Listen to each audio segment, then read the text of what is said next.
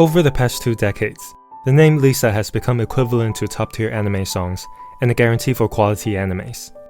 But unlike the many artists I have introduced so far, her path to success was not easy. She didn't have the internet at her disposal, nor did she have label deals right from the get-go.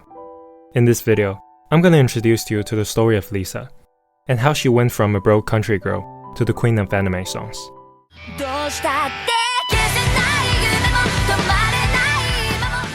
Born in Gifu in 1987, LiSA developed a strong affinity towards music as a kid thanks to her mother. When she was in kindergarten, LiSA was sent to a musical school to improve her timidity around people, and that's where she fell in love with singing and dancing. LiSA's passion for performing only grew as time passed, so when she was in 5th grade, she moved to Okinawa to attend the Okinawa Actors School, where she learned to sing professionally. In 2005, LiSA formed her own band called Chucky during high school. The band's activity continued for 3 years after her graduation, where they would go on to perform at live houses across Gifu, while LiSA was part-timing to save up money. In 2008, LiSA decided to break up the band, as the other members only considered it as an interest, instead of a career. Following the disbandment, LiSA realized that the only way to turn her dream into reality was to move to Tokyo.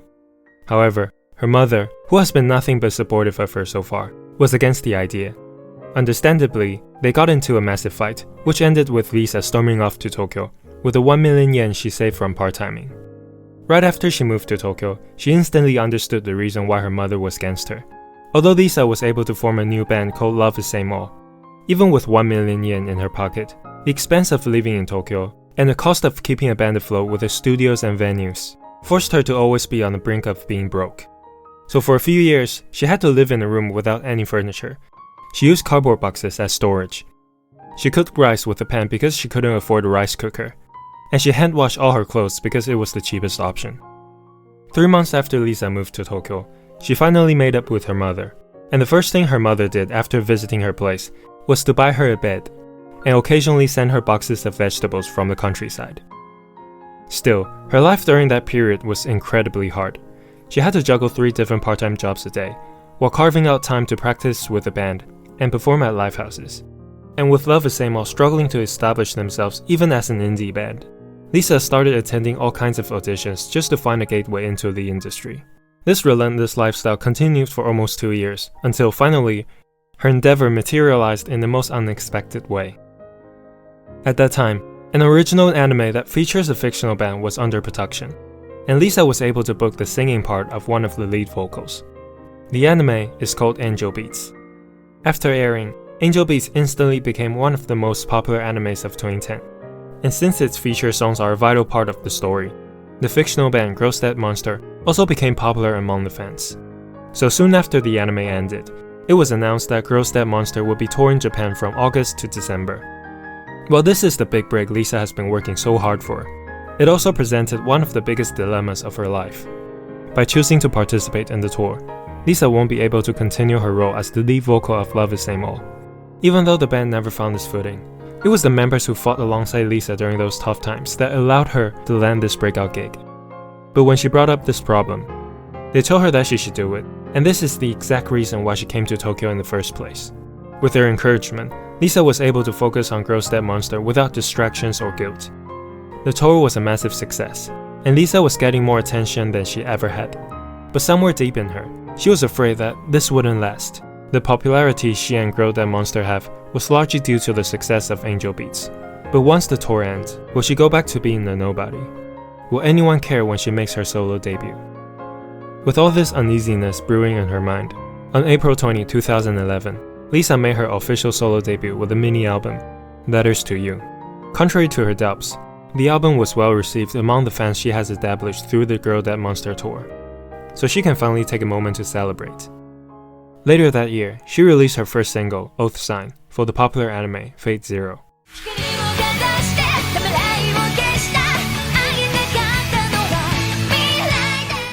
The song went as high as number 5 on the Oricon Weekly chart, and also set the tone for her journey of becoming the queen of anime songs.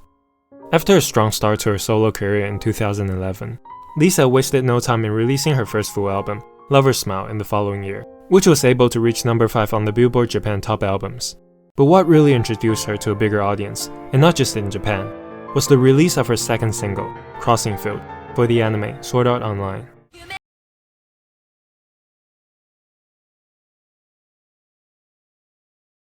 Sword Art Online became a phenomenon in 2012 and played a huge role in bringing anime to a global audience, with Crossing Field standing out as an incredible song in its own right. LiSA quickly became one of the hottest stars in the anime industry. By the way, as of right now, LiSA has provided a whopping 7 songs for the Sword Art Online franchise. After a successful 2013, which saw LiSA releasing her second full album, Lens Space, she was given the green light to host her first ever concert at Budokan on January 3, 2014. This was actually the second time LiSA had set foot in this prestigious venue, the first time being when she participated in an audition as a little kid. It was also then that she first learned the significance of stepping on the stage of Budokan, and that she wanted to become a singer. However, reality often has a way of raining on people's parades. As the long-awaited concert finally began, LiSA suddenly felt a sense of discomfort in her throat while performing the very first song, and by the third song, she was already unable to sing at her usual volume. The struggle continued for the rest of the concert, which lasted for 2.5 hours. While the thought of failing herself and all the fans who came to see her had LiSA depressing for weeks after the concert, she also found hope within the fans who stuck around and supported her to the end of the show. So to commemorate this unfortunate event and her appreciation for the fans, LiSA wrote a song called Rising Hope, which ended up becoming one of her most popular songs.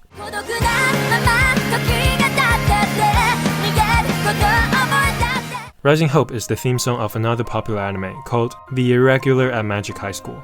Not only did it reach number 4 on the Oricon Weekly chart, which is at that time her highest ever, but it also brought LiSA her first TV performance on the music station. With this achievement, LiSA became undeniably the face of anime songs. And as her popularity reaches unprecedented heights for an anime singer, LiSA announced her second trip to Budokan, almost exactly a year after the disastrous debut concert. But this time, she is hosting the concert for 2 straight days and has more than twice as many of the fans attending. The Revenge Budokan concerts were a massive success, and for the next few years, LiSA continued releasing singles and albums tirelessly while hosting concerts on a bigger and bigger scale. However, during those years, even though she was still releasing anime songs, only Adamas from Sword Art Online Season 3 was able to reach the success she enjoyed with Crossing Field and Rising Hope.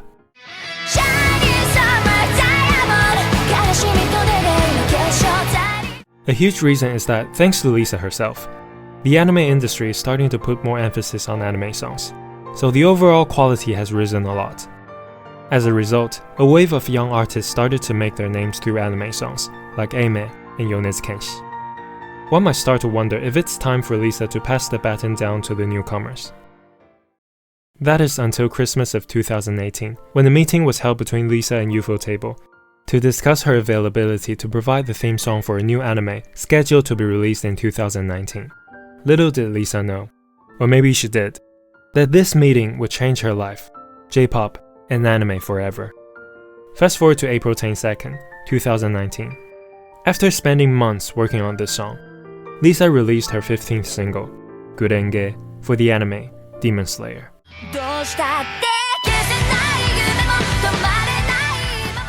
Demon Slayer instantly became a worldwide phenomenon and brought the popularity of anime to unparalleled heights. The opening, Gurenge, which embodies the spirit of the show so perfectly, also became the biggest anime song hit ever. Every few years, a generational anime will come by and catch the general public's attention, like Attack on Titan and The Melancholy of Haruhi Suzumiya, but never on Demon Slayer's scale and relevancy. A huge reason is because of its theme song. Since the anime exploded in popularity, Gurenge has been one of the most played songs in Japan, subsequently becoming part of non-anime fans' daily lives. Furthermore, on December 7th, LiSA performed Gurenge on the first take, propelling the song to even greater heights, while cementing the channel's role in forever changing J-pop. And to put the cherry on top, LiSA was invited to perform at Kohaku for the very first time, alongside some of the biggest names in J-pop. After experiencing the most successful year in her career so far, which saw LiSA's popularity transcend beyond the limitations of subculture and country borders, LiSA went straight back into the studio to work on her 5th full album.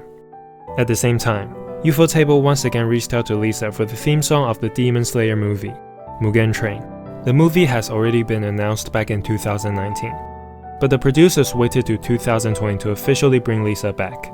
She was incredibly excited about this opportunity, because being the manga reader herself, LiSA has on multiple occasions stated that Mugen Train is her favorite arc, and Rengoku is her favorite character.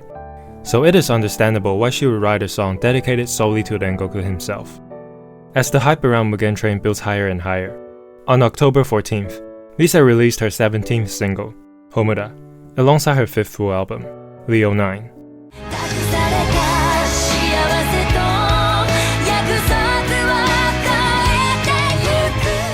Together, they occupied the #1 spot on both Oricon's single and album charts simultaneously, while topping a total of 7 different categories, a record no one has ever done before. Then, on October 16th, the Demon Slayer movie Mugen Train officially premiered. Words can't describe the societal phenomenon that was the Mugen Train, so here are 2 facts about this movie.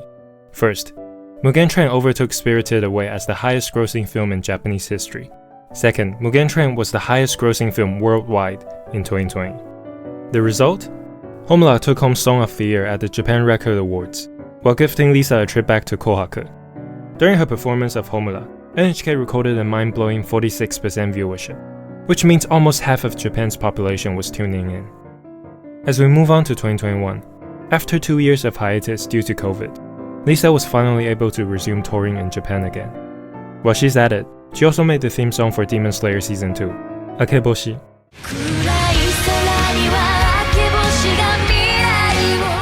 Although Akeboshi wasn't a groundbreaking hit like its predecessors, it still brought LiSA back to Kohaku for the 3rd straight year, where she would perform both Akeboshi and Homura. Since then, LiSA continued touring Japan and Asia, and hosted 2 more concerts at Budokan, all while providing songs for popular animes. The name LiSA is equivalent to top-tier anime songs in popular animes, like Demon Slayer and Sword Art Online. But let's not forget that it also represents the hardships she went through early on in her career, and how she went from nobody to the queen of anime songs. This has been Cushion. See you next time.